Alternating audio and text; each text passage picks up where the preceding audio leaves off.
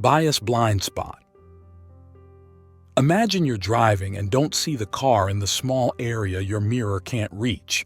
That's a literal blind spot. Now think of your mind like a driver with its own blind spots. The bias blind spot is the mind's tricky way of saying, I can see others' mistakes but not my own. It's like having smudges on your glasses but only noticing dirt on someone else's. We're all human detectives, good at solving others' puzzle pieces of judgment, but often we miss the puzzle pieces of our own. This bias is the mental sleight of hand that lets us believe we're sitting in the judge's seat rather than the defendant's. Recognizing this bias in ourselves is like cleaning our mental glasses, helping us see our own decisions and beliefs more clearly, and making us more humble and open to learning. Gambler's fallacy. Consider a coin flipped 5 times, landing on tails each time. The gambler's fallacy is the voice in your head that insists heads are due next. It's a belief in the balancing act of chance, that luck is a pendulum swinging back to the middle. But each flip is independent, with no memory of the flips before. This fallacy is like expecting a run of red traffic lights to suddenly promise a green one. In reality, each light doesn't know the color of the last. Understanding this bias liberates us from the patterns we impose on random events. It teaches us that probability has no agenda and no pendulum. Each event holds its own possibilities, unswayed by what came before. By recognizing the gambler's fallacy, we can make smarter choices, grounded not in the illusory patterns of the past, but in the genuine odds of the moment. Click subscribe to this channel to get more topics you love.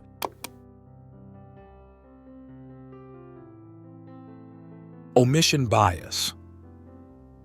Imagine you're at a fork in the road. One path is action, the other inaction. Omission bias is our mind's subtle push towards inaction. It's easier to live with a mistake if we didn't actively choose it. This bias whispers that doing nothing is safer than doing something that could be wrong. It's a mental mirage that doing nothing shields us from the storm of consequences, but storms can come regardless. This bias is like watching a plant wilt, but not watering it, fearing that too much water might drown it. Yet, the plant still thirsts. In reality, inaction can be just as impactful as action. Understanding this bias can empower us to take necessary actions without the paralyzing fear of making the wrong choice. Recognizing omission bias is about seeing that sometimes the only way to avoid harm is by picking up the watering can and nourishing the plant. Proportionality bias. When something big happens, our minds demand a big reason. It's hard to accept that monumental events can have simple, random, or small causes. Proportionality bias is like looking at a skyscraper and assuming it must have a massive foundation, not realizing it's built upon many smaller, interconnected parts. It leads to conspiracy theories and superstitions as we crave narrative symmetry. Big effects must come from big causes. This bias is our mental craving for a story where the plot matches the impact. But life isn't a story. It's more complex, with small things sometimes making huge waves. Like a tiny spark starting a vast forest fire.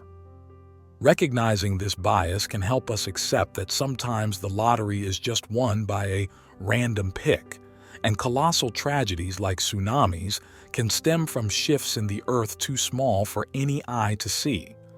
It's understanding that magnitude isn't always mirrored in the origin. Moral credential effect. Imagine wearing a badge that says, "I did a good deed." Now, with that badge on, there's a sneaky feeling that you've earned some leeway to bend the rules. This is the moral credential effect, our psychological pass to act less virtuously after we've proven ourselves as decent folks. It's as if our good actions are coins in a moral piggy bank, and we think we can spend them on occasional selfish or unethical behaviors. This effect fools us into believing that good deeds from our past excuse the bad ones we might do in the present. It's an accountant in our head, wrongly balancing our moral books. The truth is, our ethical ledger doesn't work like a bank account. Each choice stands on its own.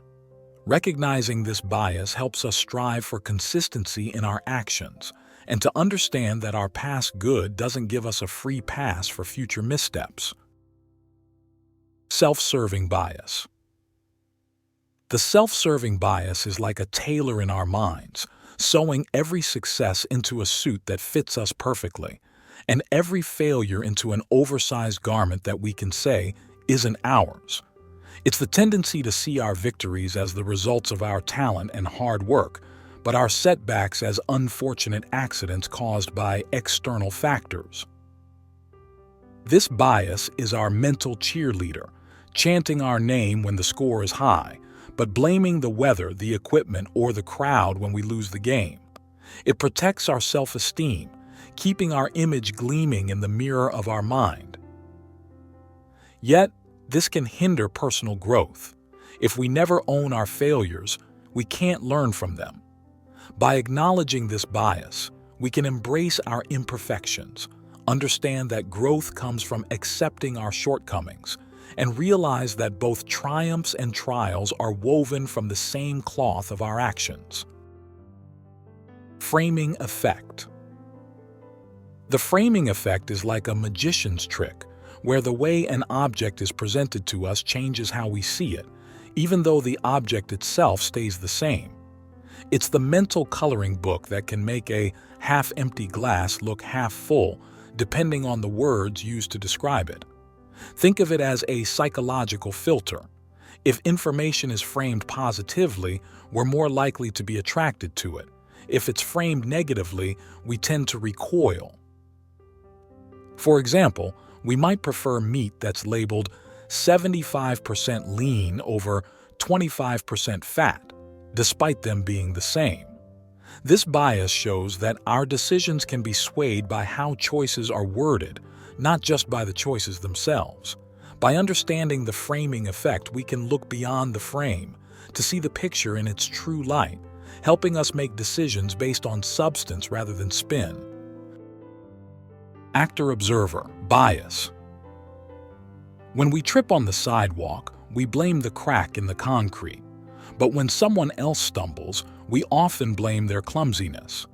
This is the actor-observer bias at work, the mental spotlight that shines on external reasons for our own slip-ups while focusing on internal reasons for others. It's like watching a movie of our lives with two different scripts, one for us as the actor, full of excuses, and one for everyone else as the observer, full of judgments. This bias protects our self-esteem, painting our errors as flukes and others as character flaws. But life isn't a stage with predetermined roles. By recognizing this bias, we can extend the same understanding to others that we give to ourselves, realizing that everyone's actions are influenced by a complex mix of internal desires and external forces.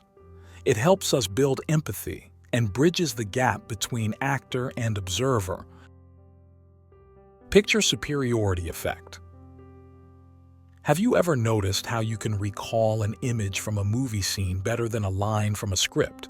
That's the picture superiority effect at play. Our brains are like sponges for visuals, soaking up images more efficiently than words. It's as if every picture is a sticky note that attaches itself firmly to the walls of our memory, while words are like water, slipping through the cracks more easily.